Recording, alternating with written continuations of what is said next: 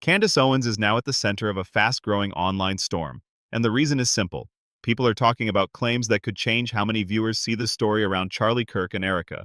The talk online is not small anymore. It has moved past random comments and turned into a full public debate.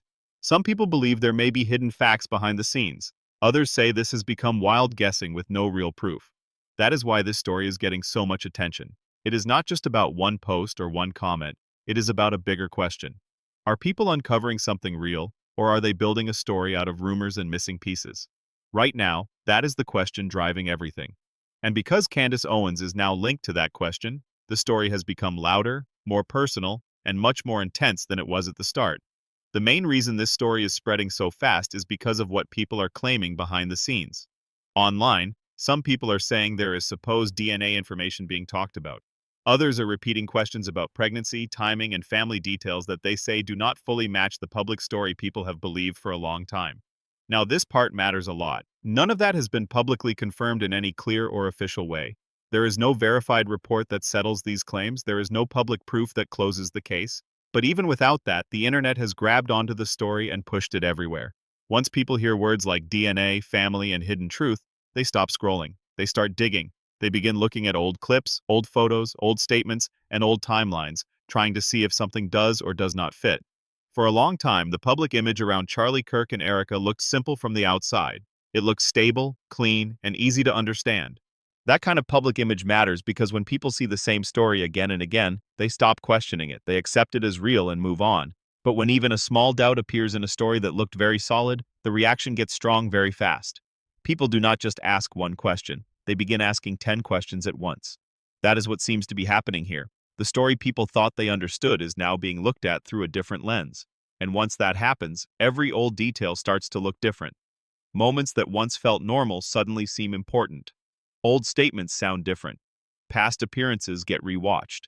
In online culture, once doubt enters the room, it does not sit quietly. It grows.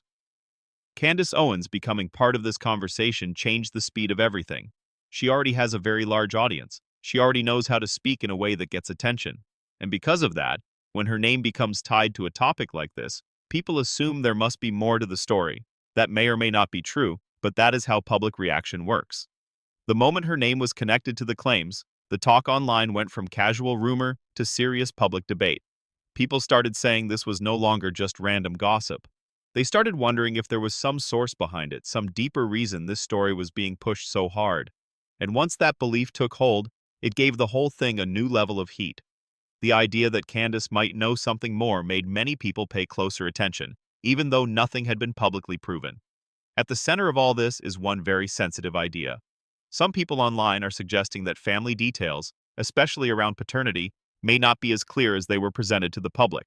That is a very serious claim, and it needs to be treated carefully. Right now, what we have is online speculation, not confirmed truth. But even speculation can become powerful when it touches themes like trust, family, and identity. These are emotional topics. They are not the kind of subjects people watch with a calm distance. People feel them. They react to them. They take sides quickly. That is why this story keeps growing. It is not only about whether a claim is true, it is about what the claim suggests. It suggests that a public image many people accepted may not tell the full story. And just that suggestion alone is enough to keep the internet locked in. Another reason the story is moving so fast is because people are now focusing on what they call gaps. They talk about gaps in timeline, gaps in public visibility, gaps in what was shown and what was not shown. On their own, these things may mean nothing at all. Public figures do not owe the internet every private detail of their lives. That is true. But online audiences do not always think that way. If they feel something is missing, they start trying to fill in the blanks themselves. That is where things get risky. A missing detail can turn into a giant theory if enough people repeat it, and once many small questions begin stacking on top of each other, they can start to look like a pattern, even when there is still no hard proof. That is exactly how stories like this take shape. Not from one big confirmed fact, but from many small doubts being treated like puzzle pieces. This is where the issue of proof becomes so important. A lot of the talk is built around the idea that alleged DNA information exists somewhere, but so far there has been no verified public release of such information. That matters more than anything else. If a story is built around something as serious as DNA, people expect documents, clear evidence, and something direct they can point to. In this case, at least in public view, that has not happened. So what is driving the story right now is not evidence, it is possibility. It is the feeling that maybe something exists, maybe something could come out, maybe the public story could change. That feeling can be very powerful online. In many cases, possibility spreads faster than proof because possibility gives people room to imagine, argue, and build their own version of events while they wait for facts that may never arrive. Timing is also a huge part of why people are so focused on this story. A lot of viewers are asking why these claims are getting attention now. Why this moment? Why this wave? Why is the story suddenly everywhere? People always look for motive when timing feels sharp. They assume there must be a reason behind the moment, even if they do not know what that reason is. That is what makes online controversies so hard to control. People do not only study the claim, they study the timing of the claim. They ask what else is happening at the same time. They ask who benefits. They ask who is speaking, who is staying quiet, and why the pressure seems to be rising now instead of earlier. Once those questions start, the story becomes bigger than the original rumor. It turns into a wider debate about intention, strategy, and the way information is used in public fights. What makes this even stronger is the emotional side of it. This is not a story about a small disagreement or a simple political argument. This touches family, truth, loyalty, and private life. When those subjects enter an online debate, people react hard because everyone has their own feelings about those things. Some viewers look at the claims and feel that if something serious is being hidden, it should come out. Others look at the same story and feel it is deeply unfair to throw around personal claims without proof. Both reactions are strong, and both reactions are emotional. That is why the debate has become so intense. People are not simply asking what happened, they are asking what kind of behavior should be accepted in public. Should people raise huge personal claims without clear evidence? Or should every possible question be allowed in the name of truth? That fight over principle is helping keep the story alive. As more people joined the conversation, the tone changed. At first, the mood was mostly curiosity. People were asking what the claims were, where they came from, and whether anything real was behind them. But after that first stage, the mood became more like investigation. Online users started comparing clips, reading old comments, pulling up old public appearances, and trying to connect dots. Once a story enters that phase, it becomes much harder to stop. People no longer feel like they are just watching a controversy. They feel like they are solving a mystery. And when people feel like that, they stay engaged for much longer. Every small detail becomes important. Every pause becomes suspicious. Every old statement gets tested against the new theory. It creates the feeling that a hidden answer is there if only enough people keep digging. That feeling, even without proof, can carry a story for weeks. One of the biggest turning points is that there are now two very different versions of this story moving at the same time. The first version is based on what is public and known. That version says there is no verified DNA report, no official confirmation, and no settled proof behind the claims. The second version is based on questions, patterns, and the feeling that some things do not add up. That version says where there is this much smoke, there may be something deeper underneath. These two versions are now fighting for control over the same story. And because both versions are spreading at once, the audience is split. Some people are waiting for real evidence before they decide anything. Others already believe the missing pieces tell their own story. That split is important because once the internet divides into two strong camps, the story usually gets even bigger instead of fading away. Supporters of the claims often argue that the public should not ignore repeated questions just because proof has not yet come out. They say many major stories started with whispers, small doubts, or people noticing that certain details did not fit. From their point of view, asking questions is not the problem. They believe the real mistake would be refusing to look at the possibility that the public story is incomplete. On the other side, critics argue that this kind of thinking is exactly how rumor becomes fake truth. They say that when people connect unproven dots long enough, they create a story that feels real even if it is built on weak ground. They warn that the internet is very good at turning guesses into public belief. That is why this debate is so difficult. One side fears hidden truth being buried. The other side fears false narratives becoming accepted through repetition. Both sides think they are defending truth. Another big reason this topic exploded is because content creators and online commentators began talking about it too. Once that happens, a controversy leaves small online groups and enters mainstream online conversation. But many of those voices have also been careful, using words like alleged, rumored, and unconfirmed. That careful language matters because everyone understands how dangerous a story like this can become. Still, even careful talk keeps the topic alive. A person does not need to confirm a rumor to make it bigger. Sometimes all they need to do is discuss it. A breakdown video, a reaction clip, a timeline post, all of it adds fuel. And because each person covers the story from a slightly different angle, the same set of claims starts to feel even larger. It spreads into more corners of the internet and reaches more people who then bring their own opinions into the debate. Old clips and past statements are now being looked at in a whole new way. That is one of the clearest signs that a story has moved into a deeper stage. People are not just talking about the current claim. They are going backward and reviewing the past. They are asking whether old moments now look different. They are comparing what people said then with what is being suggested now. Again, this does not prove anything, but it shows how the public mind works once a theory gains power. People want the past to explain the present. They want to see if the answer was there the whole time.